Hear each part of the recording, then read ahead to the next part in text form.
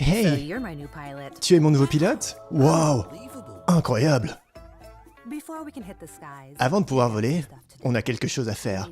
Tu as besoin de t'enregistrer en ligne, compléter ta formation, passer le test. Waouh, c'était facile?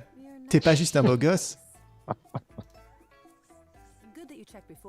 C'est bien que tu aies checké présentement où est-ce que tu ne peux pas voler. Avant de pouvoir voler, on a quelque chose. Oh, désolé. Mais même un gars intelligent comme toi sait qu'il doit lire le manuel. Tu veux me voler ou pas? Waouh, c'était facile. T'es pas juste un beau. Ah, Paul, tu es sérieux? Tu dois me garder en liaison de vie. Alors, en line of sight. Tu veux me perdre ou quoi?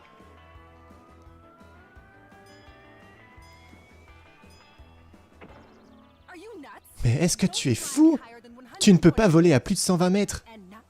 Et pas trop proche des objets, des aéroports ou des groupes de gens.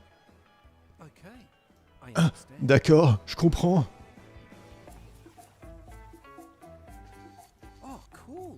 Oh, trop bien! Une soirée piscine.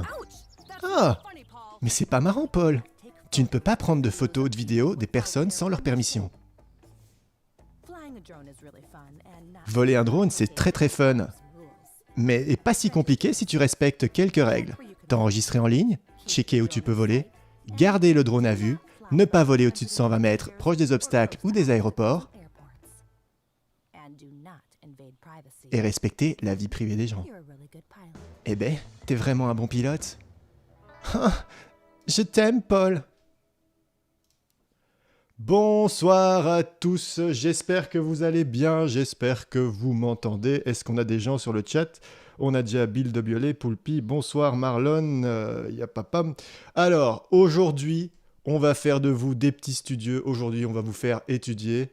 Aujourd'hui, on va discuter législation, la nouvelle législation 2021, vous n'êtes pas sans savoir que les choses ont changé. Et pour ça, je suis accompagné de Bolinge. Ce soir, nous avons deux télépilotes professionnels. Nous avons Arnaud Stoumont. Starny, est-ce que tu m'entends? Est-ce que tu es avec nous? Bien, oui, je suis là. Bien le bonjour tout le monde. Alors, nous avons également Laurent Van Drogenbroek. Laurent, est-ce que tu m'entends? Est-ce que tu es avec nous? Ouais. Voilà, Ouais, voilà. 5 sur 5, je suis là malgré le peu de lumière, mais je suis là. Bisous Oui, à tous. on le perd au fur et à mesure, on le perd à la fin du live, on ne le verra plus, il ne sera plus qu'une Si, ombre. t'inquiète. Alors ensuite, nous avons le maître de la matière, monsieur l'école du drone. Jean-Yves, est-ce que tu es avec nous? Est-ce que tu nous entends? Je suis avec vous. Bonsoir tout le monde. Écoute, merci d'être avec nous ce soir. Et enfin, mon acolyte de toujours, pour représenter la France, pour représenter les buveurs de vin. Nous avons Stiver en direct de la France. Est-ce que tu nous entends? Oui, attends, je finis ma bouteille, j'arrive. Ok, voilà. Donc, au programme ce soir, nous parlerons d'un petit rappel de la loi telle qu'elle était avant, un petit rappel de la loi en France, pourquoi cette nouvelle loi. Ensuite, j'ai un drone jouet de moins de 250 grammes, que puis-je faire avec? J'ai un drone racer de plus ou moins 600 grammes, construction maison, que puis-je faire avec? Que dois-je faire? Je veux organiser une course, que dois-je faire pour être dans les règles? Ensuite, vers quel drone dois-je m'orienter selon mon utilisation? Enfin, quid des anciens drones, donc tous ceux qui sont passés avant la géolocalisation, enfin tous ceux qui ont été construits avant le système de géolocalisation. Et on terminera par un petit question-réponse sur le chat de YouTube.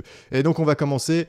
Starny, tu peux nous faire un petit rappel de la législation drone avant 2021. Donc de quoi on venait? Qu'est-ce qu'on avait le droit de faire, nous, pilote FPV, ou plutôt... Enfin voilà, je te laisse la parole.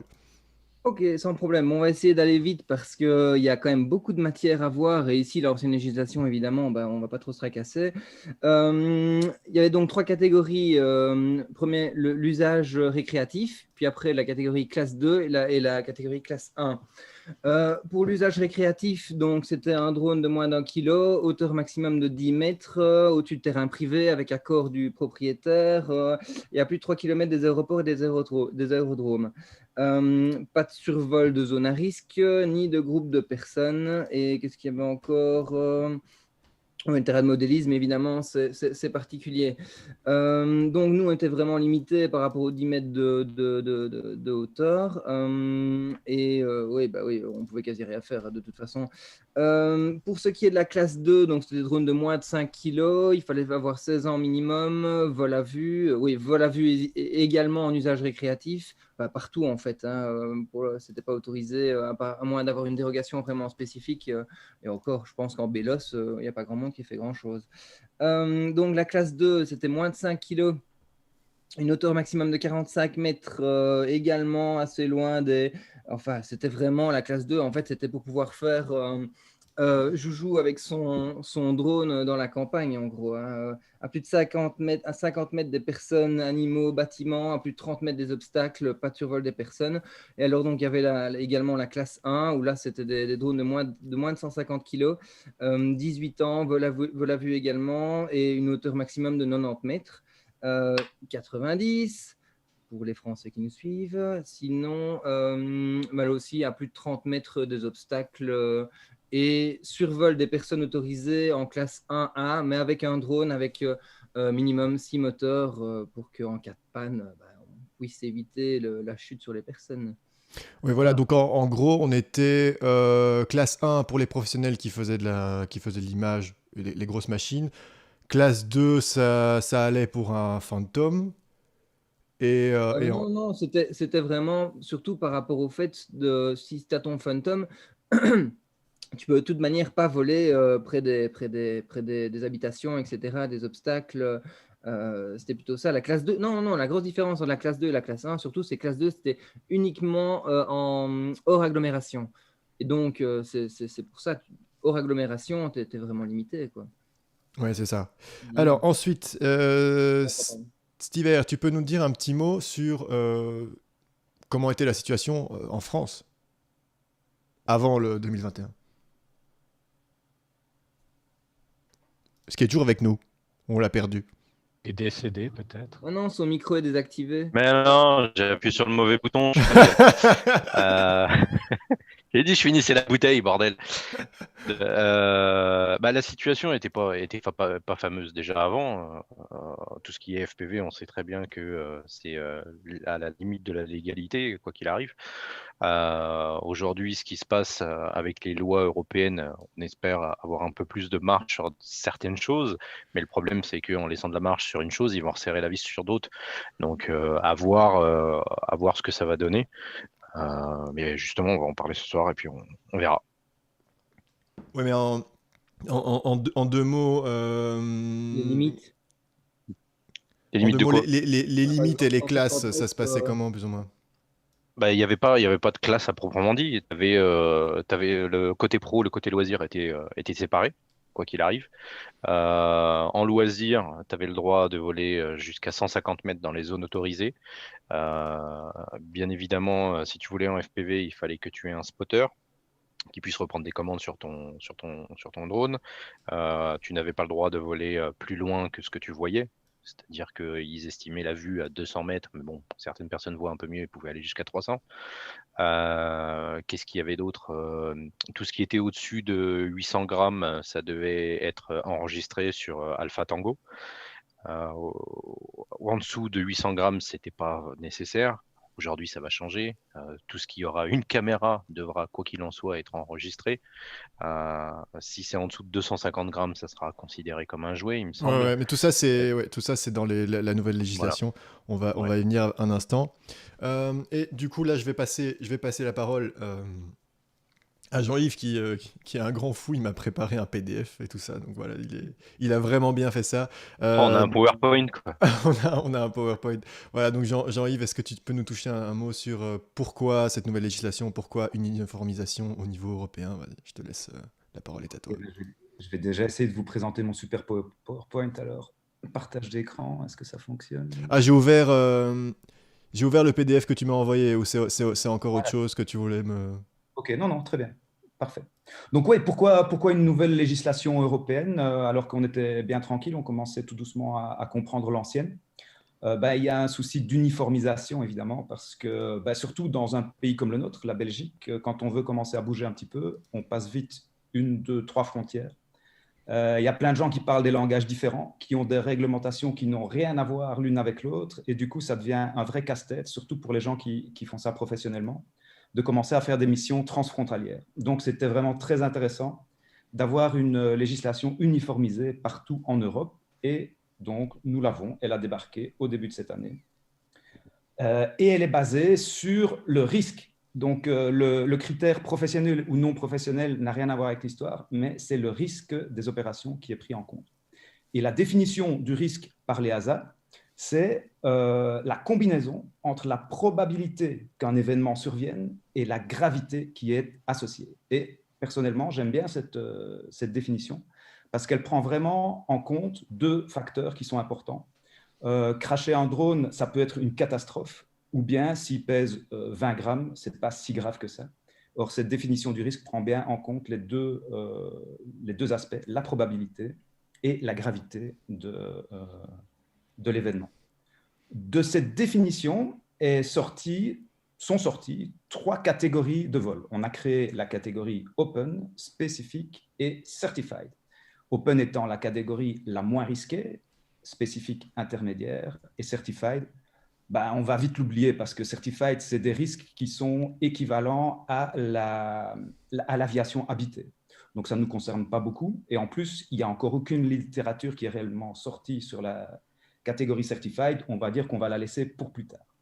Catégorie spécifique, c'est intermédiaire. Normalement, en tant que pilote FPV, vous aurez relativement peu de vols en catégorie spécifique, quoique si vous êtes professionnel et que vous devez faire des images qui ont de l'impact et qui ne peuvent pas correspondre à un scénario open, vous pourriez être obligé de travailler en spécifique. Et puis alors l'open, la plupart des vols, la totalité des vols non professionnels vont être faits en open. C'est la catégorie de risque la plus basse et elle sert en fait à simplifier la vie des utilisateurs de drones. Il y a vraiment eu une volonté de la part de l'Europe de simplifier la possibilité de voler quand ce n'est pas risqué. Et en catégorie open, il y a 3 scénarios qui ont été distingués. On a divisé cette catégorie open en 3 sous-catégories, A1, A2 et A3. Le risque global de ces opérations en open est faible, mais pour des raisons différentes. En A1, on a un risque faible qui est dû au poids réduit des machines. On va travailler avec des machines de moins de 250 grammes ou bien alors de 250 à 900 grammes. En A3, je n'ai pas oublié l'A2, mais je vous parle d'abord de l'A3 parce que c'est un risque à peu près équivalent à l'A1. On a un risque faible dû à l'éloignement des opérations par rapport aux personnes et aux infrastructures. On a des machines qui montent jusqu'à 25 kg, mais on ne peut les opérer que super loin de tout. 150 mètres des infrastructures, minimum 30 mètres des personnes. Je vous ai simplifié la règle, en fait, elle est un peu plus compliquée que ça, mais on va dire que le minimum, c'est 30 mètres. Et alors, vous avez la catégorie A2. Je l'ai mis en dernier parce qu'elle représente un risque légèrement supérieur aux 2 autres. On va voler avec des drones qui vont jusqu'à 4 kg, mais cette fois-ci, relativement près des gens. Alors, la catégorie A1, on volait tout près des gens, voire même au-dessus avec les drones de moins de 250 grammes. Mais la catégorie A2, on vole avec des drones de 4 kg qui commencent à représenter un danger réel. Près des gens, du coup, on demande plus de compétences de la part du pilote. Il y a un examen qui se fait cette fois-ci à l'administration de l'aéronautique et non pas derrière son écran d'ordinateur chez soi. Alors, pour voler dans ces catégories, eh bien, on a lié l'accès à ces catégories à différentes catégories de drones. C0, C1, C2, C3 et C4. Tout ça est très logique, ça ne fonctionne pas mal du tout sur le papier. Il y a juste un petit problème, c'est que ces machines n'existent pas encore. Donc, il y a une période de transition qui est nécessaire pour que ces nouvelles machines soient produites et pour d'autres raisons. Et donc, pendant cette période de transition, on va adopter des règles légèrement différentes. En gros, on va utiliser les règles qui ont été prévues pour la législation définitive avec quelques restrictions supplémentaires. En catégorie A1, les machines légères, on va cloisonner à 500 grammes maximum. Donc, on va encore réduire, au lieu de 900 grammes, on va prendre 500 grammes maximum. Avec une petite subtilité qui vous intéresse beaucoup, les machines do-it-yourself que vous avez fabriquées vous-même, de moins de 250 grammes, elles pourront déjà travailler suivant la législation définitive. Elles seront déjà en catégorie équivalente C0. Et donc, le survol des personnes est autorisé, à condition donc qu'elles fassent moins de 250 grammes et que leur vitesse maximum soit limitée à 19 mètres secondes, ce qui correspond à 68 km/h. En A2, là, on tue presque la catégorie A2 en limitant la distance aux personnes à 50 mètres. Donc, tout l'intérêt de la catégorie A2, qui était de s'approcher des gens avec une machine capable de faire de très bonnes images, comme un Phantom ou un Mavic Pro ou même un Inspire, c'est un peu foutu parce qu'on est limité à 50 mètres. Et en catégorie A3, elle est accessible tant que votre machine pèse moins de 25 kg. On ne demande pas qu'elle ait déjà une catégorie européenne.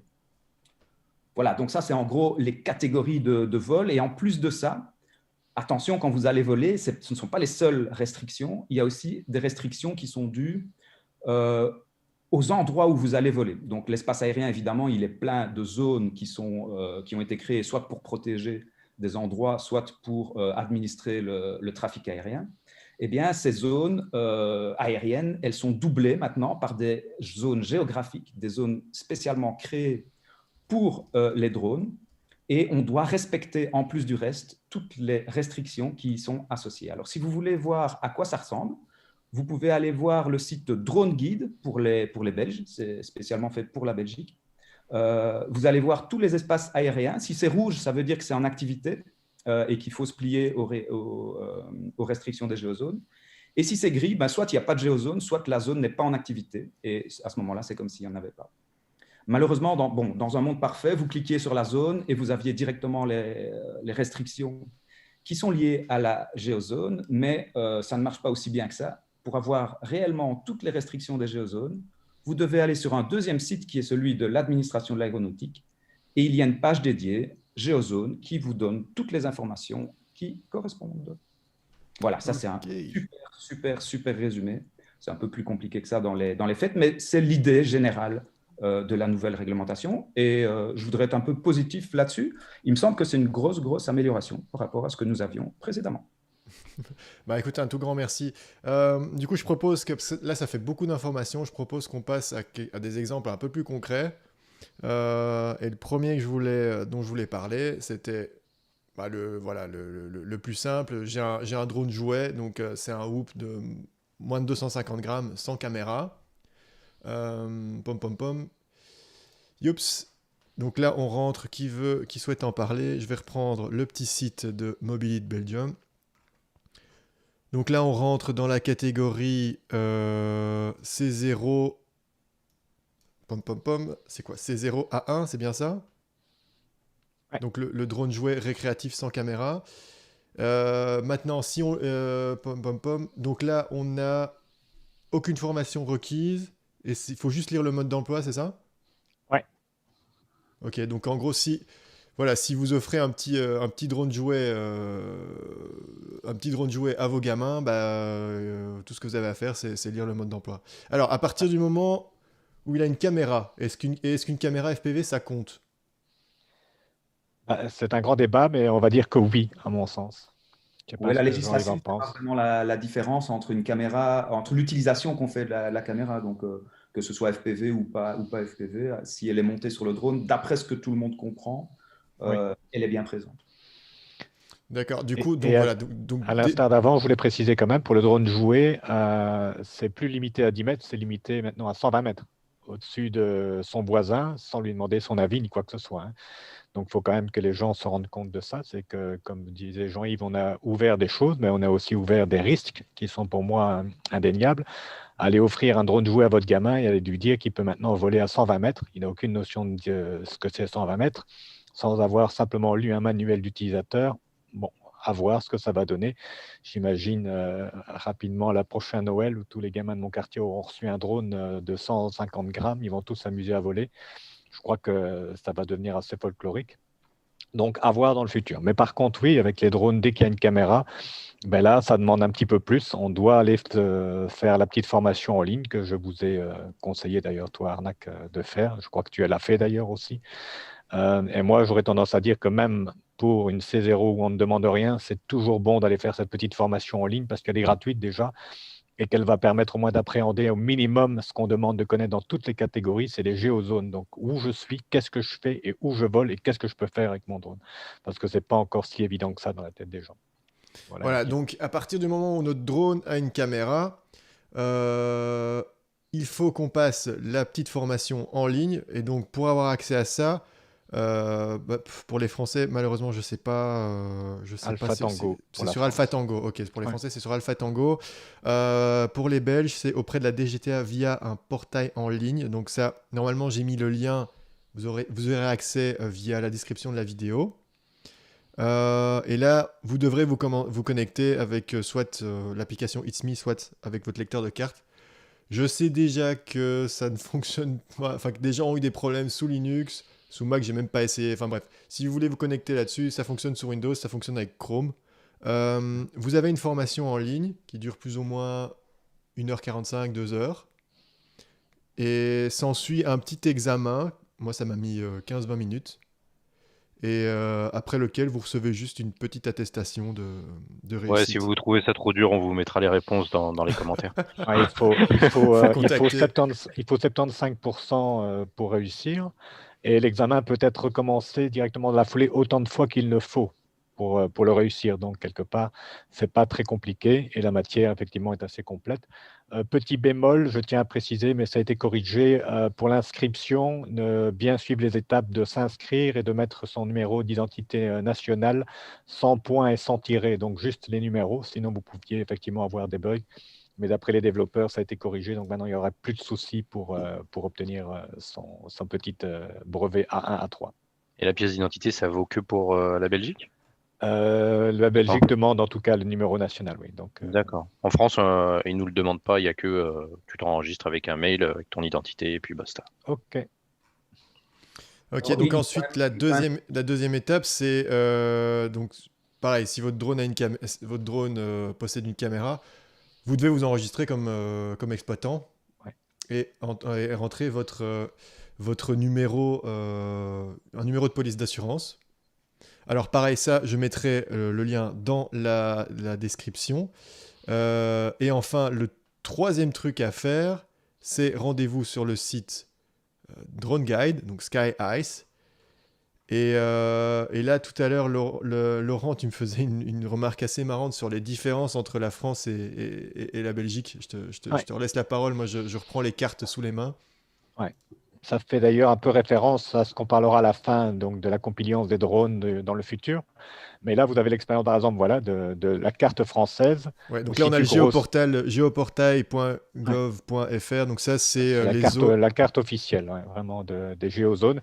Si vous regardez bien, les géozones, elles sont un peu plus complexes. Si tu zoomes, on va voir du jaune, on va voir des couleurs. Et surtout, si on clique sur une zone, on va tout de suite voir ce qu'on peut ou ne peut pas faire dessus. Il y a une indication directement. Hauteur maximale de vol, 100 mètres. Ouais. On va prendre exactement le même principe par rapport à la Belgique. La version belge, c'est séparé pour mieux régner, forcément. Donc, on aime bien Et attends, et rouge, ah oui, rouge, vol interdit. Ok. Pour la Belgique, on est sur droneguide.be. Et tout à l'heure, on avait pris l'exemple, on va aller carrément sur Tervuren. Je ne sais pas si tu te souviens, c'est dans Bruxelles, un petit peu en dessous, là. Ouais. Un petit peu plus haut. Et on va aller cliquer sur s'amuser. Alors, sur la droite, la gauche, on voit tout de suite les zones dans lesquelles on est. Voilà. Et on va savoir donc déjà définir. Donc, pour avoir là, on n'a aucune information de qu'est-ce qu'on peut ou qu'est-ce qu'on ne peut pas faire en direct. Donc, sur la page, il y a un lien en haut à droite, qui s'appelle Conditions d'accès. Je t'invite à faire un clic droit et ouvrir dans une nouvelle fenêtre. Il faut là mettre la zone qu'on a détectée, donc EBB. C'était une VVL2, non? Oui, mais tu peux mettre EBBE, VVL2 ou VVL0 et compléter. Attends, qu'est-ce qu'il me disait? Ah oui, EBBR, VVL2. Voilà. EBBR, VVL2. C'est VLL, je crois. VLL, oui. VLL. On dit Joe. Ouais, si tu tapes déjà EBBR, ce sera déjà pas mal. Le but, c'est de voir un petit peu l'info qui va en ressortir. Voilà, il se passe rien du tout. Ouais, mais c'est bien. C'est une belle démonstration. Typiquement Wow, belge. typiquement belge, ouais. Ça marche pas leur truc, nom de Dieu. Donc attends, conditions d'accès. EBBR. En principe, ça autocomplète. Hein, voilà. Voilà, mais là ça marche. Tout à l'heure ça marchait pas. Super quoi. Ok, on était en VVL2. Oui, VVL, voilà. Et donc là, on a toutes les conditions Je qui ne vais pas mettre sont. Laurent sur le côté gauche de Ouais, l'écran, parce qu'il comme y a ça, des trucs à voir sur le côté, effectivement. le côté droit. Ouais, ou tu peux me supprimer pendant le. Pas de souci. Hein. Du coup, oui, donc là, on a toutes les conditions, évidemment, dans lesquelles on est, et tout ce qu'on peut faire ou peut pas faire. Et alors, on va aller, évidemment, comme on est belge, et que maintenant, c'est une zone un peu particulière, parce que en Belgique, on a décidé que les zones qui appartenaient aux aérodromes vont être gérées par encore un autre organisme qui s'appelle SKAEUS. Et donc, il y a une autre map que je t'avais donnée. C'est cool, c'était pas assez Voilà. compliqué. Et si tu zoomes dessus et que tu retournes à Tervuren, Mais attends, ça sert à quoi alors Ben, le truc géozone? C'est juste là, ce voilà, sont les conditions. Donc, ça va te dire tout ce que tu peux ou ce que tu ne peux pas faire, effectivement. Et là, en principe, il devrait te dire que tu dois aller demander la permission de voler, puisque tu es dans la zone d'aérodrome, en VVL2, que tu dois demander une autorisation à la DSA. Donc, voilà le site qui gère ça, donc l'autre map. Et on va zoomer la map aussi. Voilà. On va zoomer et on va aller sur Tervuren. Voilà, là pour l'instant on ne voit rien, donc c'est pas très clair. Et puis alors en haut à droite, je t'avais indiqué qu'il y avait des filtres à activer et tu vas pouvoir aller cliquer sur ce filtre. Attends, parce que du coup, Stern, il m'a demandé de te mettre à droite, mais Voilà, et alors tu vas activer les grids. Tac, on active Et hop, les grids. comme par magie maintenant il y a des grids, et si tu cliques, tu passes ton highlight en bas à droite, ouais, il y a l'information à quelle hauteur tu peux voler. Donc grosso Alors, modo, ça, pour à avoir mon la même avis- chose que ce qu'elle fait Alpha Tango, Attends, en juste, Belgique, je précise, on parce doit que ça, à aller mon sur avis, trois choses différentes. ça, à mon avis, dans le live, ils doivent pas le voir. Mais en bas à droite de l'écran, il y a un petit carré gris qui nous indique 100 mètres, 120 mètres, 90 mètres et tout ça. 90 mètres, pardon. 80 mètres. Donc, ouais, voilà. En plus, ouais, vraiment mal foutu. Alors, ces grilles correspondent à quoi rapidement? Ça correspond à la différence de hauteur entre le sol du tarmac de l'aérodrome et votre hauteur sol de votre habitation. Donc, à savoir qu'à partir du moment où le terrain est plus haut ou plus bas, ben, les hauteurs de vol sont plus ou moins hautes, tout simplement. Et cela correspond ici, je tiens à préciser que c'est pour du VVL2, donc c'est-à-dire que vous pouvez en open catégorie, parce qu'on va parler d'un spécifique qui est beaucoup plus professionnel, en open catégorie, vous pouvez voler dans ces zones à la hauteur qui est indiquée dans la grid par une simple demande, un quart d'heure ou une demi-heure. Jean-Yves, tu devrais Demi-heure.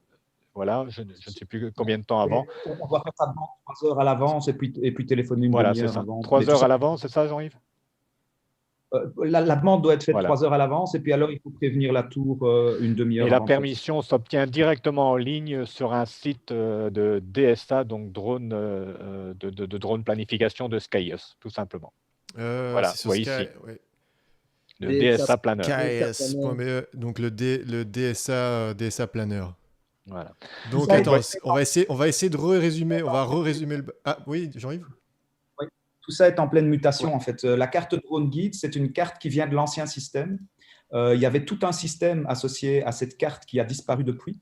Ne reste que la carte qui sert à maintenant déterminer les géozones. Elle a un peu évolué et maintenant elle sert d'outil de base, mais elle va disparaître l'année prochaine et elle sera remplacée vraisemblablement par la carte que Laurent a montrée. Voilà, donc attendez, si j'essaye de résumer un peu les choses. Si vous avez un drone jouet sans caméra, vous êtes relativement tranquille, vous devez lire le mode d'emploi. Si vous avez un drone, donc si vous avez un Whoop avec une caméra dessus, une GoPro dessus, vous devez passer le petit examen en ligne, passer la petite formation en ligne qui est gratuite, réussir le petit examen sur le site de la DGTA. Vous devez vous enregistrer comme exploitant, avoir le numéro d'une police d'assurance. Ensuite, vous rendre sur le site de Drone Guide pour détecter dans quelle zone vous êtes. Si vous êtes dans une zone blanche, excepté les espèces de zones carrées continues, parce que ça, c'est des zones d'entraînement d'hélicoptères. Oui, mais elles sont actives ou pas actives. Là, pour l'instant, elles ne sont pas actives. D'accord. Donc là, on peut voler, par exemple. Voilà. Et donc, si, comme la plupart d'entre nous, vous habitez voilà, près de la capitale, ouais, vous êtes relativement dans la merde. Donc voilà, donc en gros, il faut vérifier. Si vous êtes dans une VVL, il faut faire une demande 3 heures à l'avance avant de voler. Donc, Ouais, en fait, ouais. il y a trois Trois. VLL différentes. Il y en a une qui est tout près de l'aéroport et qui est très restrictive. Et puis alors, vous avez une deuxième. En fait, c'est la VLL 0, la plus restrictive, c'est celle qui est claire, dans laquelle se trouve ta souris pour le moment. Ouais. Et puis alors, on a la VLL 1 qui est un tout petit peu plus loin et dont les conditions sont différentes. Voilà, exactement. Et puis la VLL 2 qui représente la majorité de la surface. Et alors, au niveau du volume de tout ça, il faut bien se plonger dans la documentation pour voir exactement comment ça structure. Ce n'est pas si évident que ça. Il faut bien voir où s'arrête le plafond de l'une, le début de l'autre, pour voir ça en 3D. Ouais.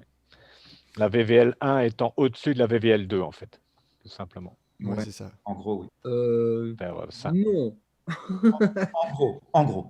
En gros, oui, mais de toute façon, pour nous, en toute 120 mètres, c'est à partir de quelle hauteur encore la VLL 1 quand tu es au-dessus de la VLL 2? 400 feet. 400 Ouais, 400. pieds. 120 mètres.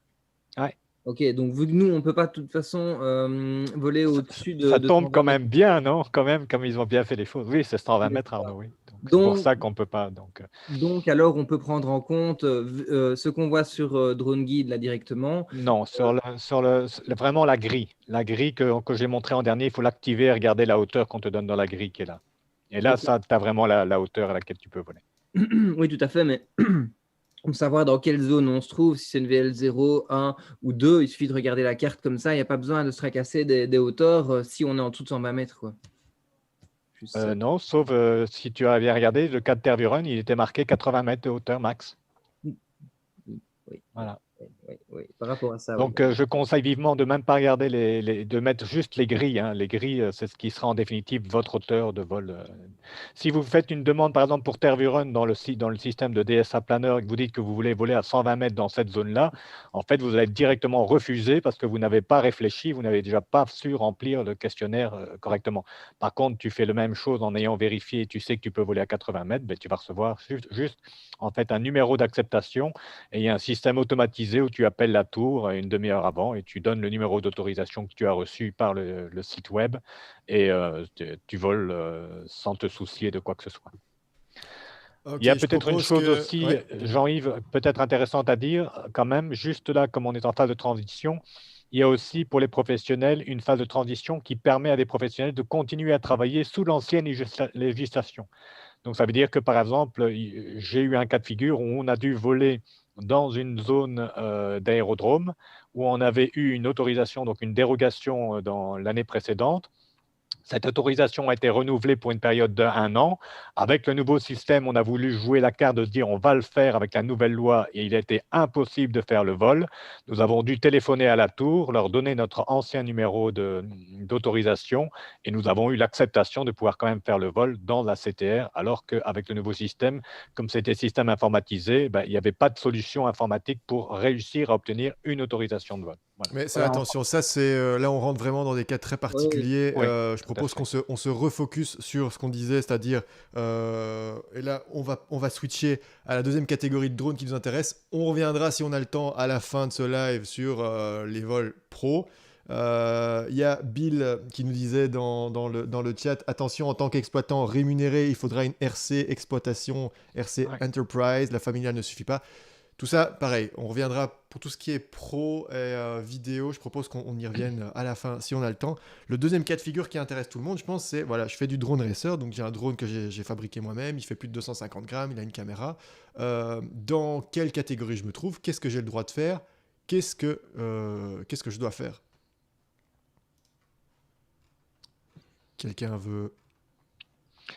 Ça va dépendre du poids, mais à mon avis, on va être en dessous de 900 grammes, parce que sinon, ça devient vraiment alors des super gros Donc raceurs. là, on est dans... Si je me trompe... Donc voilà, vous me dites si je raconte des bêtises. Mais donc, catégorie de drone, on est dans construction privée UAS. On est en A1 et CX. A3. Donc, tu es en C1 ou en C4 ou en CX. Donc, si tu regardes sur le tableau... Et C1, c'est un Non, truc où tu, t'as- re- qui tu est, qui re- est- tu qui est- qui redescends est- tout à fait, qui est acheté. remonte encore. C'est une construction, voilà, Ah oui, construction, construction privée, voilà. US. Et alors, elle est en dessous de 900 grammes, donc Ouais. en quelque sorte, ben, tu es toujours en A1 si tu regardes la colonne d'après. Donc, tu peux être en A1 et A3. Donc, ça veut dire close des gens, d'accord? Attention Mhm. qu'on est en train de parler du futur, là. Hein. Pour le moment, on n'est pas encore dans ce Oui, cas-ci. parce qu'on est dans une phase transitoire. Donc, je crois que c'est 500 grammes pour l'instant, hein, Jean-Yves? Ouais, Ouais, voilà, donc pour le j'ai un moment, bon résumé, je pense. Vas-y, Je- Sterny. Sterny, j'ai un- éclaire-nous. voilà, j'ai un bon résumé en fait. Le truc, c'est que actuellement, vu que c'est une construction privée, donc on parle bien de construction privée, si on est en dessous de 250 grammes, on est en open A1 ou A3, ou en spécifique aussi, mais bon, ça, voilà, on va se contenter de l'open pour le moment. Donc A1, vol au-dessus des rassemblements interdits, vol au-dessus des personnes non impliquées autorisé. D'ailleurs, c'est une règle qui vaut pour tout. D'ailleurs, enfin, il ne faudra pas oublier d'en parler parce que c'est important. Si les personnes sont impliquées, on peut voler au-dessus. Et donc, impliquées, ça veut dire qu'elles ont été prévenues donc qu'un drone allait faire une opération au-dessus d'eux et qu'ils ont consenti à ce que ça se fasse. Donc, idéalement, il vaut mieux carrément avoir un papier signé si jamais on veut voler au-dessus des personnes qui sont impliquées. Parce que si jamais il y a vraiment un accident, comment prouver qu'ils étaient bien impliqués, donc prévenus et on avait leur accord. Donc, il vaut mieux de toute façon faire signer quelque chose. Donc, si on est en dessous de 250 grammes en construction privée, on a la A1 ou la 3. La 3, donc, comme on vous a expliqué, 150 mètres des zones habitées. Tandis qu'en construction privée, si on est entre 250 grammes et 25 kilos, parce que là, les 500 grammes, etc., ça ne joue pas pour le moment, même si on est en transition. Là, on est automatiquement en A3, donc à 150 mètres des zones habitées. Ouais. Voilà un peu. Bien vu. Voilà, donc le drone racer, on récapitule. On est en scénario A3, donc vol à 150 150 mètres mètres. des zones habitées, vol interdit à moins de 30 mètres de distance horizontale d'éventuels passants. Et au niveau de la hauteur, on est à 120 mètres également, je suppose. Ouais. Et au niveau de la vitesse, est-ce qu'il y avait une vitesse maximum en A3? Ouais, 19 mètres secondes. En A3 également? En open, oui, 19 mètres secondes pour toutes les. Donc ça fait 68 km/h. Ouais. Donc en drone racing, t'as plus le droit d'aller à 100% de throttle, quoi. Bah, Donc tu en t'entraînes open. dans un club, t'as pas le droit de dépasser 68 km/h? Pour moi, Non. c'est pas pareil en club. En Ah, en club, club, c'est c'est pas. différent. En club, tu peux. Et donc je me mets. En club, tu peux, parce que normalement, en club, le club est censé sécuriser l'endroit. Donc, c'est-à-dire qu'il y a des filets, il y a des choses pour empêcher que les gens se blessent. Et pour moi, enfin, ça sera peut-être le cas, mais pour moi, ça n'a pas lieu d'être en club une limitation comme ça, parce que sinon, après du racing à 19 mètres secondes, on va Ouais. s'ennuyer un petit peu. Hein. C'est clair. Vachement. Il y a une autre information importante, c'est qu'aussi il est indiqué dans la loi européenne qu'il ne faut pas qu'il y ait de bord ou d'arête vive sur les drones raceurs. Donc ça aussi, c'est un peu Ouais. compliqué. On ne va pas tous voler en whoop, évidemment. Attends, ça Non, il c'était. faut Ça, il me semblait que acheter c'était. des frames en carbone chanfreinés. Oui, et des hélices, Des hélices toutes avec douces. des bords. Des hélices en mousse. Oui, c'est ça. Non, mais Ouais. sérieusement, l'histoire des 19 mètres secondes, t'as vu ça où exactement, Laurent? C'est dans l'Europe, en fait, parce que ce qui est retranscrit sur la DGTA n'est pas complet. Donc, c'est dans vraiment l'amendement de l'Europe, hein, tout le long truc à lire, l'arrêté royal, enfin l'arrêté 947, là, Ok. à lire dedans. Il est marqué noir sur blanc, 19 mètres secondes, et pas d'arrête vive, etc. Mais Non, c'est pas assez d'arrêt de simple. Et pour te C'est rapprocher assez des simple, gens en il te suffit de A3, tu lire. dois avoir un limitateur de vitesse aussi. Donc, à 2 mètres secondes, c'est toléré de se rapprocher des gens, même en A3. C'est dans le white paper, ça, Laurent? Non, C'est dans un des. Ouais, je pourrais t'envoyer, mais c'est dans vraiment le long truc de l'Europe à relire. Et c'est indigeste, franchement. On a plus de 270 pages, donc je pourrais te retrouver si tu veux. Mais De toute façon, à mon avis, tous les gens qui vont sortir du live, là, ils vont finir avec une aspirine. Ah, oui, Ah oui, mais c'est pour clair, ça, on va essayer, c'est le but, hein. de garder les choses concises. Donc, attends, il y a quand même quelque chose j'ai un d'important. drone racer, qu'est-ce que je fais? Alors, c'est dans le AK que je t'ai envoyé. Si tu prends à la page 14 de celui qui s'appelle, attends, le EK, là. Dans Ouais, j'ai le cas, ouais. si tu regardes à la page, Non, en fait, il suffit que tu t'inscrives dans un club si tu fais du reste. Donc, moi, je propose à tous les clubs en France d'augmenter leurs tarifs.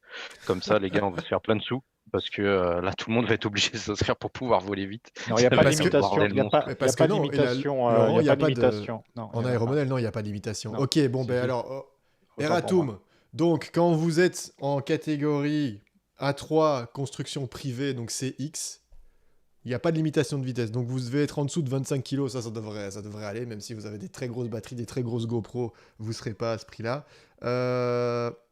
Pas de limitation de vitesse. La limitation de vitesse, c'est pour les C0 et les C1. Donc, ouais, Ouais. ok. Donc tout ce qui est petit Whoop, Mavic Mini, tout ça, tout ça. Et Ok. pour les arrêts de vivre, parce qu'il y avait quand même une précision. Laurent, tu m'avais pas dit qu'au niveau des arrêts de vivre, c'était une histoire de si possible? Parce que moi, en fait, Oui, non, si possible, évidemment, hein. attends, parce Parce que que sinon, c'est quasiment impossible. En tout cas, pour les C0 et les C1, ça, c'est d'office. Ils demandent de mettre des protections d'hélice, en quelque sorte, hein, tout Mais si, simplement. mais je pense que Parrot va revenir sur le marché. Bah oui, c'était les seuls qui avaient des drones en mousse. Non, quand on dit des protections, bah, les petits Whoop aujourd'hui, les ciné Whoop, tout ça, en général, ils ont des petites coques extérieures, hein. Arnaud, Oui, tu donc peux me là, confirmer ça? les no sharp edge, donc les arrêts de vive, en gros, ça veut dire, oui, c'est ça, ça veut dire un drone caréné, donc avec des ducts. C'est pour la catégorie C0 toy jouet, mais de toute façon, tous les tiny whoop que vous achetez pour les gosses, c'est caréné. Et pour les C1 hobby drone, donc voilà, si vous avez un Cinewhoop, vous êtes bon. Et si vous avez un Mavic, alors un Mavic Mini, il faut mettre, si possible, les protections d'hélice. Ah mais non, mais du coup, il dépasse 249 grammes. Moi, je dirais peut-être un peu plus loin, c'est que les tiny hoop, pour moi, c'est fait pour les gosses, hein. Il y a ça aussi, hein, faut prendre en compte les trucs. Parce que acheter un jeu de gamin, c'est bien beau, mais chez nous, par exemple, enfin, je sais pas si ça va s'appliquer à toute l'Europe, mais je sais qu'en France, par exemple, un- on peut pas, par exemple, dans un club, on peut pas prendre une personne ou un enfant n'a pas le droit de voler avant ses 14 ans. Donc, faut pas non plus acheter un tiny hoop à un gamin de 7 ans, alors qu'il a pas, comme disait tout à l'heure, euh, attends, j'ai plus son prénom. Comme disait tout à l'heure notre collègue là, ils n'ont pas Laurent, conscience du danger. Laurent ou Jean-Yves. Oui, pardon. Laurent. mon gamin, 2 ans, il a déjà eu un drone dans les pattes, hein, il s'amuse tous les jours avec, hein. Mais bon, Oui, non, mais ça, hein, ça l'empêche pas de s'amuser. Mais ouais. enfin après, pour moi, faut faire attention à Je ce qu'on leur sais. achète, quoi. C'est On est, 14 on a une ans. Peut-être une... responsabilité aussi, hein. C'est quoi, on a un Zéro, il âge n'y a pas de minimum? limite d'âge. C'est 0, il n'y a pas de limite d'âge. Non, non, Donc, ok. c'est seulement à partir de C1 que c'est 14 ou 16 ans. On va dire genre. c'est la limite d'âge qui apparaît sur la recommandation constructeur, quoi. Comme sur les jouets, tu as ne Ça pas de... dépend si c'est un drone joué ou pas, en fait. D'accord. Non, oui, un drone joué, il n'y a pas de limite d'âge, hein. Un C0, c'est 14 ans minimum. Mhm. Ok, donc en gros, il C'est marqué sur le tableau de la DGTA. peut avoir une nuée de gosses qui vont dans la rue avec 50 tiny whoop et À 120 mètres, oui, du ils jour peuvent au taper lendemain, full et s'envoler throttle, ton quoi. voisin. À 3 ans. Pif. Ok, d'accord, ok, super. Alors je propose qu'on passe à la suite. Petite parenthèse, je veux faire une course entre mes potes. Allez, je veux faire une course de drone, je veux que ce soit faire ça de manière légale. Bah, t'appelles pas tes potes déjà. Que dois-je faire? J'appelle pas mes potes. Je veux faire une course de drone racing. Qui T'as j'appelle? des Que dois-je potes, toi? faire? Quelqu'un? Laurent? Oui, y a Bah, pas oui, personne. oui, ben, j'ai la page en plus. C'est une question qui est revenue dans le fac de l'ESA. Donc, je fais du drone flying. Donc, déjà, on va parler de la notion de FPV. Donc, FPV, c'est déjà quelque chose, si on a compris, on demande d'être à vue, de piloter à vue. Et le FPV, on ne pilote pas à vue. Donc, en toute logique, déjà, si je veux faire du FPV, en toute logique, je devrais avoir un copain à côté de moi qui regarde mon drone en permanence. Donc, ça, c'est ce que Stever avait précisé déjà aussi pour la France. Ça, c'est déjà pas très sain. Donc, on ne peut pas aller voler tout seul, on va dire, quand on fait du FPV. Maintenant, quand on va, dans quelle catégorie est-ce qu'on va tomber? Si je veux faire une course avec 3-4 copains, eh bien, je vais être en catégorie tout simplement A3. D'accord? Donc, je suis loin des gens, je suis loin de concentration, je suis loin d'une foule, etc. Donc, il n'y a rien qui m'interdit en Open A3 de faire une course entre potes, loin de toute personne non impliquée. D'accord? Puisque en général, si on fait une petite course, ben, on est à 4-5, pas plus, et 8 maximum, parce qu'avec les retours vidéo, ben, après, ça devient plus compliqué. Donc jusque-là, on n'est pas vraiment dans une foule de gens et on peut se mettre d'accord et aller faire ça tout à fait en A3. Non, ça, Par contre, légalement, on sera à 4 au niveau des retours vidéo. On sera à 4 en Europe. voilà. Donc ici, il n'y a, 8 pour y a les pas vraiment de États-Unis. difficulté. Alors, Par c'est vrai que tu contre, as soulevé un truc qu'on n'a pas dit qui est très important. C'est que dans la nouvelle législation, on doit garder on doit pas aller beyond line of sight. Donc, on doit garder ça a été dit dans la petite vidéo d'introduction. Vous devez théoriquement garder le drone à vue. Et du coup, ils disent pour le FPV, pas de problème, vous pouvez le faire, mais vous devez avoir un spotter. Donc, c'est là que la législation française a rejoint. Enfin, on va dire, ça s'est uniformisé. Les Français avaient déjà ça. Vous ne pouvez plus. En fait, non, légalement, on ne peut plus faire du FPV tout seul. Donc, normalement, on doit avoir quelqu'un à côté de nous qui garde un œil sur le drone. Et on ne peut pas aller à une distance qui dépasserait le line of sight. Donc, en 300 fait, mètres. le long range, ça devient. On oublie, quoi. Ce sera jamais légal. Est-ce que ça compte si mon pote me suit en drone et qu'il voit mon drone qu'il a vu? Non, s'il te suit en ULM, il te suit en ULM. Alors, oui, Top oui. Gun, un truc. Il est en contact on va téléphonique juste revenir donc sur la permanent, question qui était posée donc, par rapport à la course. Donc oui, par contre, est-ce qu'il peut y avoir du public? Et c'est là que ça devient intéressant. C'est que non, par contre, en open, tu ne peux pas avoir de public. Si tu veux faire une course de drone et organiser ça de manière pour un championnat ou quelque chose et avoir des gens qui regardent et avoir du public qui vient, automatiquement, ça devient du spécifique. Et donc là, ça demande des choses beaucoup plus complexes. Mais donc l'Europe dit simplement que les cours de drone, elles sont en général faites par des clubs et des associations qui eux-mêmes devront se mettre en conformité avec la nouvelle loi et devront sans doute faire eux-mêmes aussi des manuels d'exploitation et des choses comme ça pour expliquer ce qu'ils veulent faire et quels sont les moyens qu'ils mettent en œuvre pour diminuer les mitigations de risques aussi bien au niveau du sol qu'aussi bien qu'au niveau aérien, etc. Donc on rentre vraiment là, malgré tout, avec cette nouvelle loi, ben, ça devient un peu plus complexe. C'est plus comme avant, on peut à l'arrache se faire dans un club comme ça une course et inviter plein de gens. Non, maintenant les clubs vont devoir aussi avoir un espèce de guide d'exploitation et avoir des autorisations spéciales, en tout cas de l'Europe ou de la Non, DGTA. Mais ça, ici, c'est les principalement. clubs d'aéromodélisme qui peuvent qui s'en chargent, ou ça implique les pilotes également? Ben, si tu es pilote et que tu n'es pas dans un club et que tu veux faire ta course toi-même et inviter des gens, à ce moment-là, tu vas devoir rentrer dans la classe spécifique. Et la classe spécifique, ben, ça te demande de rentrer un manuel d'exploitation. Donc, ça devient un peu plus mais, complexe. mais non, Je- si jamais tu fais signer si jamais tu fais signer les gens qui viennent Non, parce sur que un tu ne papier, peux. ça devient des personnes impliquées. Attends, je vais te donner, si tu veux le lien, je peux le donner pour Ouais, que mais tu non, mais puisses te si ce montrer. sont des personnes impliquées, donc on leur a prévenu qu'il y a une course, etc.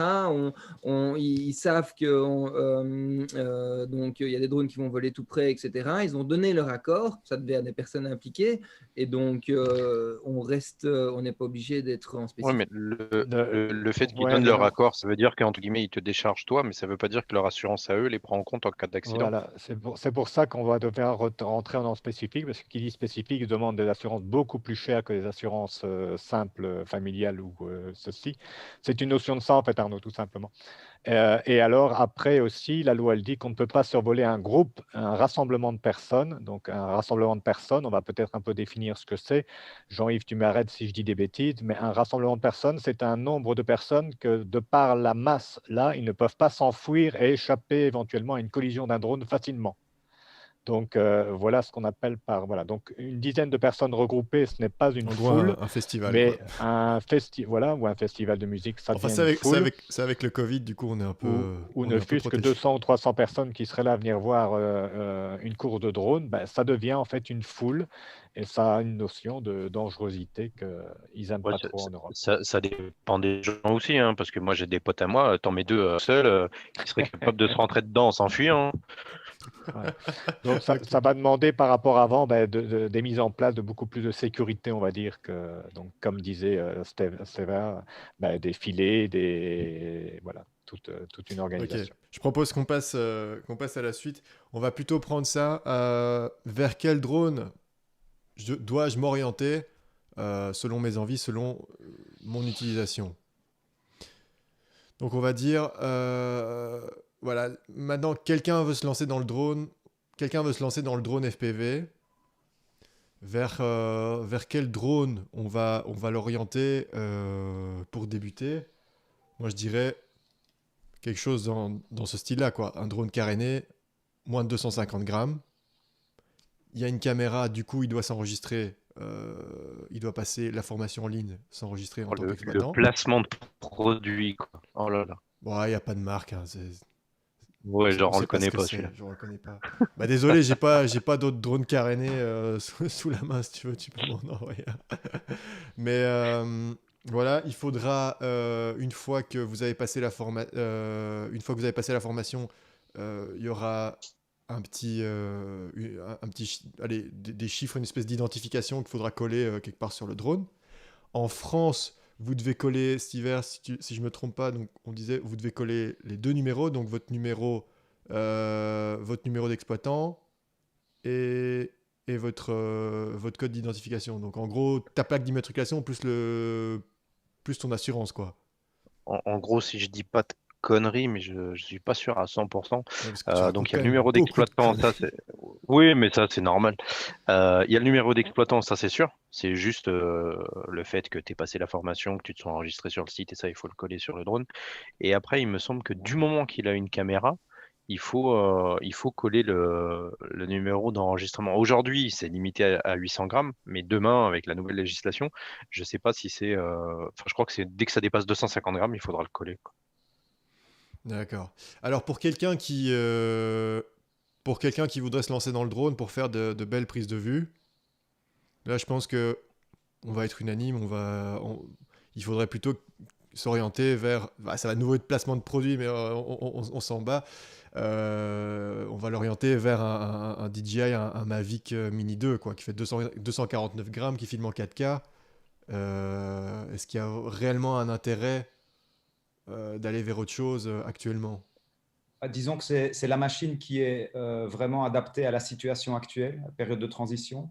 Et surtout, si on commence le drone, le budget est raisonnable. Et alors, ce n'est pas parce qu'elle fait 249 grammes qu'elle est intéressante, c'est parce qu'elle fait moins de 500 grammes. Parce qu'on est en période de transition. Et en période de transition, la différence se fait à 500 grammes. Mais elle est bien en dessous de 500 grammes. Ça veut dire qu'elle peut voler en catégorie A1. Et A1, c'est super, on peut se rapprocher des gens. On ne peut pas passer au-dessus, ce qui n'est jamais de toute façon une très bonne idée. Mais on peut se rapprocher des gens. Donc oui, le Mavic Mini 2 est un bon achat pour le moment. Même s'il n'a pas la catégorie C0, il fait quand même moins de 500 grammes. Donc c'est bon. Ok, et après, donc du coup, je veux faire du racing, je veux faire de la course, je veux faire de la vitesse. Donc je construis mon drone moi-même. Et ensuite, donc, je passe la formation en ligne, je m'inscris en tant qu'exploitant. Et fatalement, je dois m'inscrire auprès d'un club d'aéromodélisme. Pour moi, c'est l'évidence. Enfin, après, c'est pas l'évidence pour tout le monde. Ah, et puis, faut voir aussi, enfin, faut pas oublier que c'est un hobby qui coûte cher. Donc, déjà, il y a beaucoup de gens qui commencent avec un budget limité.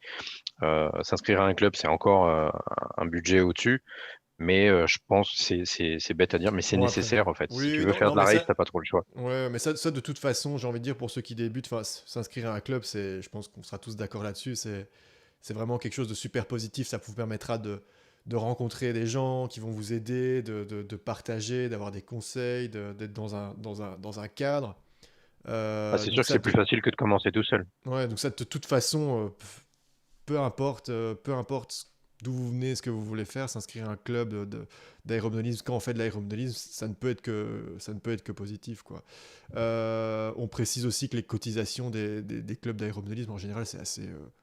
bon, par rapport au prix du drone, c'est assez négligeable. Je sais pas combien ça coûte.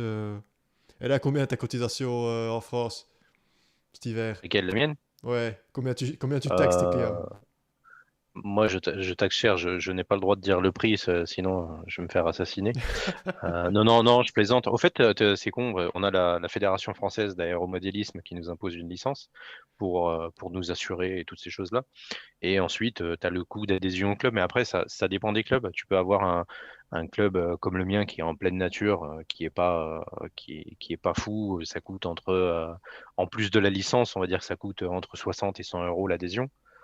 Mais il y a des clubs où ils ont, par exemple, des pistes en dur, toute une régie qui est montée autour. Forcément, l'entretien coûte un peu plus cher, donc les prix vont être un peu plus élevés. Mais j'ai rarement vu dépasser 200 euros l'année. Très rarement. Après, si tu le ramènes au mois, ça te fait 20 euros par mois, c'est pas énorme. Hmm, voilà, voilà. Que dire d'autre? Ouais, donc ça, souscrire à un club. Bref, voilà pour le drone racing. Mais donc, en fait, le FPV reste encore. Le FPV sauvage reste illégal, en fait, à l'heure d'aujourd'hui. Ouais, mais comme je disais avant, moi, Taper un full dans la nature, voilà, ça restera. Mais moi, enfin, je le dis, je le répète depuis le début, c'est bien de faire des lois, c'est bien de faire des législations, d'imposer des choses, mais c'est bien pour les gens qui le respectent. Mais quelqu'un qui ne le respecte pas et que tu n'arrives pas à choper, bah, en Ouais. aucun cas il sera ennuyé, alors que toi, tu essayes d'être dans les règles et au moindre petit écart, tu te fais taper sur les doigts, quoi. Tout à fait d'accord.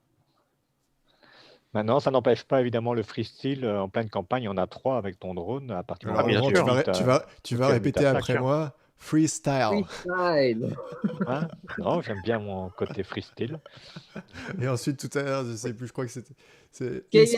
inspire, pas inspire, les gars. Et Ah Il y a, non, DJI, ça. pas DJI. SKS aussi à la place de Skies. Hmm. C'est quoi? C'est Sky Eyes, non? C'est la contraction de Sky et de Ice. Ouais, Bah, en bien. même temps, Oui. tout le monde dit Skies, mais je Ah sais oui, pas. Sky, ouais, ouais, ok, ouais, Sky et Eyes. Donc, ouais, Comme le Skies. ciel et les yeux. Le plus important, ouais. Sky Eyes, Ouais. ouais, là, il joue sur le Voilà, truc. les yeux dans le ciel, bien vu, Arnaud. C'est joli ça. C'est beau, c'est beau. C'est ça. Alors, Par pour ceux contre, qui se posent je la voulais question, préciser juste une petite chose entre parenthèses. Quand même, la nouvelle loi, elle apportait quelque chose aussi pour les pros. C'est qu'avant, nous, on ne pouvait absolument pas voler en FPV. Donc, c'était complètement interdit. Alors, c'est assez naturel quand on pilote d'avoir la vue de son appareil, je trouve, pour certaines prises de vue.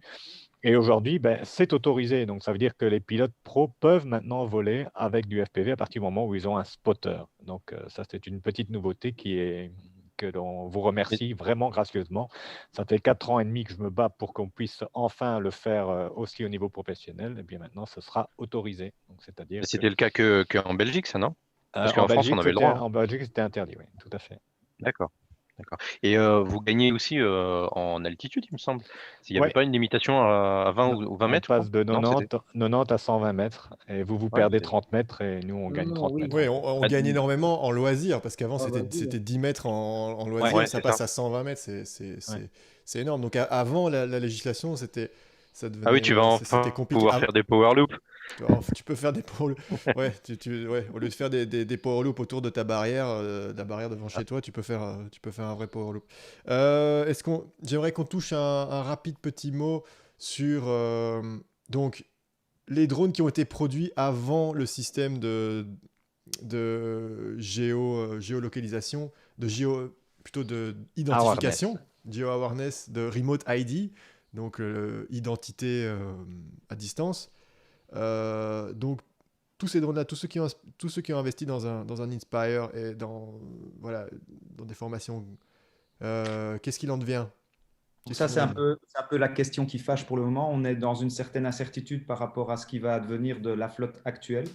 DJ aimerait bien rétroactivement faire rentrer ces machines les anciennes machines qui ne sont pas classées C0, 1, 2, 3, 4, les faire rentrer, faire des modifications, les modifications qui s'imposent, apposer la marque et les remettre sur le marché, donc les remettre à leurs propriétaires. Ils auraient en quelque sorte légalement une nouvelle machine qui serait classée, et donc on aurait cette rétroaction qui normalement n'est pas prévue par le système. Ça ne va pas arriver avec toutes les machines, mais imaginons que vous achetiez une machine blinkante neuve dans 2-3 mois d'ici, il y a quand même beaucoup de chances pour que DJI arrive à DJI. arrive à faire un marquage après coup. Ça voudra certainement dire un retour au SAV ou bien via un organisme de certification, mais en tout cas, leur intention est d'arriver à faire ça, sinon c'est assez difficile pour eux de vendre des machines actuellement. Et le coût, ça sera quoi? Maintenant, on attend de voir à quoi ça va ressembler réellement, et il n'y a encore aucune communication officielle qui est sortie là-dessus. Il y a des problèmes techniques, parce que les drones qui sont classés C1, 2, 3, 4, pas le 4, 1, 2, 3, doivent avoir des systèmes de géoréférencement et d'identification qui doivent être standardisés, et les systèmes ne sont pas encore là. Par contre, des marques comme DJI sont ultra prêtes à la transition, et ils ont déjà des systèmes de géoréférencement, mais qui fonctionnent sur leur base de données à eux. Tout ce qui leur manque, c'est une base de données européenne à jour qui leur permette en temps réel de télécharger l'espace européen tel qu'il est selon la législation, et non pas selon les cartes DJI comme on est capable de faire maintenant. Donc, il y a quelques problèmes techniques qui subsistent et une certaine incertitude sur ce qui va se passer au niveau des certifications. Ce qui est sûr, c'est qu'on prend un risque quand on achète une machine qui n'est pas classée CX. On est toujours dans une certaine incertitude par rapport à ce qui va se passer l'année prochaine. Est-ce que le constructeur va réussir à adapter sa machine et par un moyen ou un autre, vous la transformer en une machine classée CX, ou bien est-ce que tout simplement vous allez tomber dans les machines non classées ad vitam, et là c'est une catastrophe pour l'utilisation dans le système futur. On va attendre de voir, quoi. Il n'y a rien qui est réellement fixé, qui est réellement certain. C'est impossible d'obtenir des réponses ni de la DGTA, ni de DJI sur la question. Merci beaucoup. En tout cas, ils y travaillent, ça c'est sûr. Je propose qu'on passe aux questions-réponses. S'il y a des gens qui ont si vous avez des questions, tapez-les dans le chat de YouTube. Là, il y a Julien Hublet qui pose une question. Qui nous dit, au niveau de l'enregistrement, il demande une facture, mais si on a build son drone avec différentes pièces en DIY, doit-on mettre à disposition toutes les factures de toutes les pièces? Comment c'est au niveau de l'enregistrement? Ça, c'est peut-être... Est-ce qu'en France, ils demandent la facture? Qui a dit ça? Julien Hublet, est-ce que tu es en France ou en Belgique? Belgique. Belgique, ils ne demandent Il n'y a pas de facture. Ils demandent pas de facture du tout, non. Alors, quand on s'enregistre en tant qu'opérateur. Ça n'a rien à voir avec une machine. Donc, on peut être opérateur sans avoir de machine, tout simplement. Donc, je ne vois pas ce que la facture vient faire là-dedans. Ah oui, je pense que... le numéro de police, le numéro de la police d'assurance, à mon avis, qui confond. Oui, non, tu dois t'enregistrer, toi, avec ta carte d'identité électronique. Donc, tu t'enregistres en tant que exploitant. Tu vas y arriver. Il va y arriver, non, mais parce que avec tous ces termes... Et il te demande, non, je suis pas à la vodka, je suis à la shop. Et il te demande un numéro de police d'assurance. Et ensuite, tu reçois deux espèces de codes de numéros. Il y en a un que tu gardes pour toi, c'est pour l'assurance. Et l'autre que tu dois coller sur ta machine. Mais il te demande pas la facture. Donc, si tu es sur du DIY, il faut pas faire un enregistrement par machine. Hein. On s'enregistre une fois et on colle le même numéro sur toutes ces machines, en gros. Voilà, c'est pour le numéro d'exploitant, ça. L'immatriculation, c'est terminé, ça n'existe plus.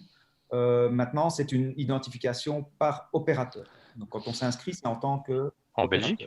Oui. Partout. En France, il y aura deux numéros. Il y aura le numéro d'exploitant et le numéro d'immatriculation.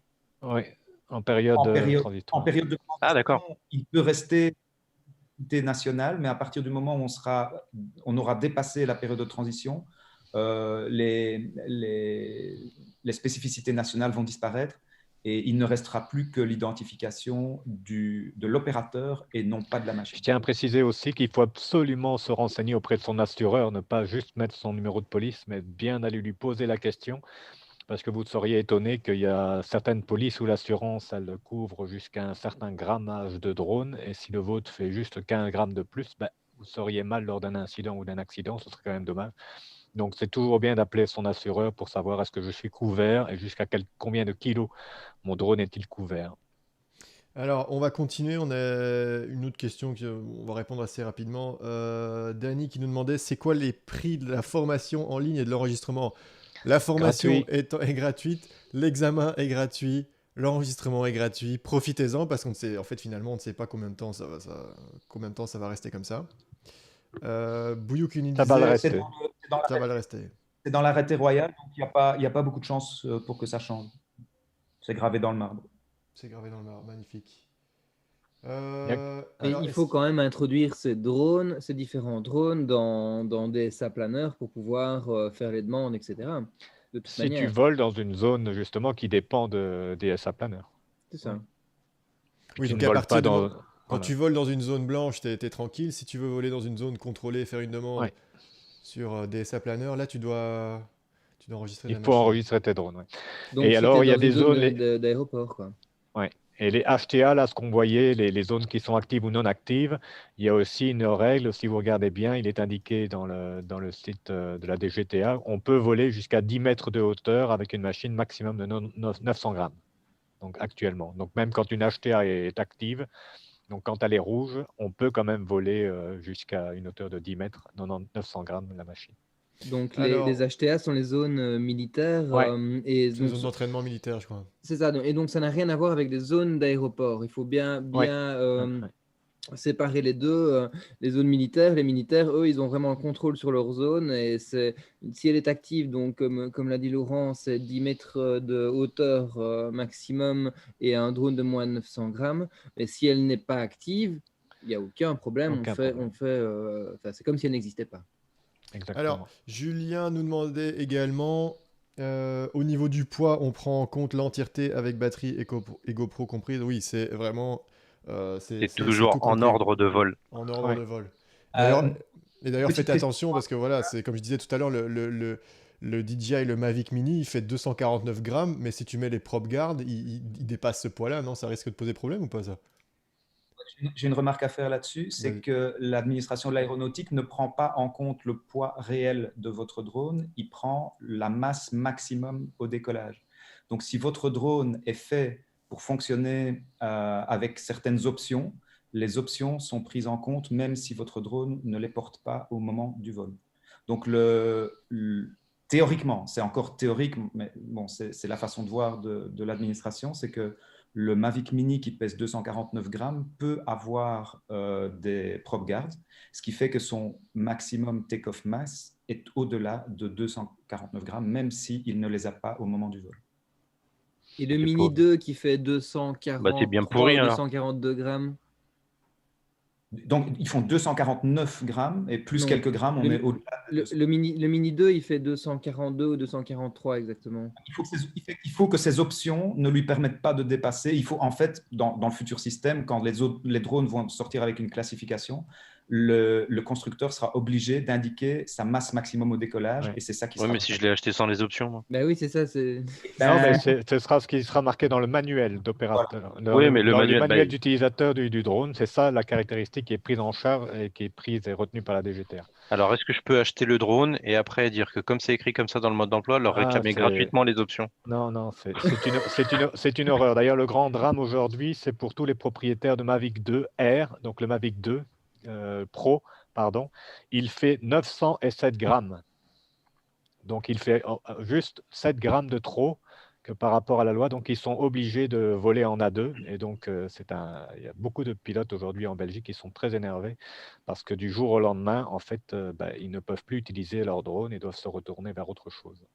Ah, il Alors, faudrait une qu'ils me les dernière, vendent à pas cher s'ils veulent se faut les- débarrasser. Alors, on a entendu dire, oui, mais si je grappille un peu sur la batterie, si j'enlève ça, mais non, malheureusement, c'est indiqué noir sur blanc dans le manuel d'utilisateur, caractéristique 907 grammes. Donc, vous ne pouvez pas le faire voler en C1, donc il fait au-dessus de 900 grammes. Oui, la porte de Alors, une sortie. dernière question, on va prendre une dernière question et puis on va tout doucement clôturer. Du coup, j'ai perdu ma ligne. Il y a Dany qui nous demandait, elle se finit quand la période de transition? Elle dure 2 ans, c'est cette année et l'année prochaine. Donc, à partir de janvier 2023, les gens devront faire attention et de nouveau Attends, Mhm. pardon, on t'a pas bien entendu. Oui, ça aura encore un peu changé, c'est-à-dire que la période de transition sera terminée, qu'on devra voler avec des drones avec un marquage de catégorie en open, ou alors les règles, enfin, en réalité, vous allez quand même pouvoir continuer à voler avec votre drone sans marquage, mais ce sera tellement drastique que, en gros, ça ne servira plus à rien. Donc, il faudra absolument voler avec des drones catégorisés en open à partir de ce moment-là.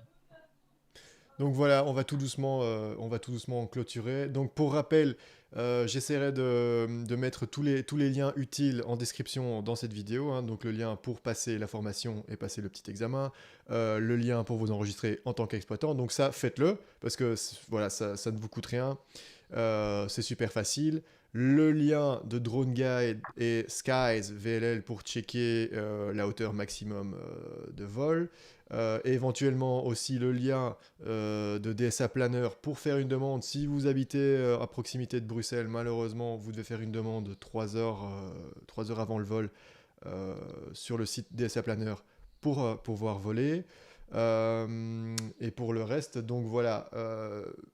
Je te donnerai un lien vers un site pour la législation française où ça rassemble un peu, ça résume un peu tout le reste. Super, ben voilà, ben, écoute, merci Stiver pour la partie francophone. Et pour le reste, ouais, donc concentrez-vous sur quand même les drones de moins de 250 grammes, ça reste quand même vachement plus souple, vachement plus accessible. Pour le reste, voler en club un maximum. Moi, je vais remercier tous nos invités qui ont été là avec nous ce soir. Donc merci Starve, un grand merci Avec Jean-Yves. plaisir. Attends, je vais remettre vos têtes. Donc un tout grand merci à Starny d'avoir été avec nous. Un tout grand merci à Jean-Yves pour voilà, le partage de toutes ces infos. Merci Stiver pour les infos de la France. Merci Laurent pour toutes ces Avec précisions. Et puis voilà. J'ai plus qu'à vous dire bonne petite formation. Voilà, ça met 1h45 plus un petit quart d'heure d'examen. Donc voilà, faites-la. C'est toujours ça de gagner. Un tout grand merci d'avoir regardé cette vidéo. N'hésitez pas à vous abonner à la chaîne. Cliquez sur la petite cloche de notification pour pas louper la première, vu qu'on essaiera de continuer cette série Comment débuter en drone FPV. Tapez un petit pouce pour dire à YouTube que c'est de la bonne cam. Mettez un petit commentaire si vous avez des questions. Je tâcherai d'y répondre. Et puis voilà, moi je vous dis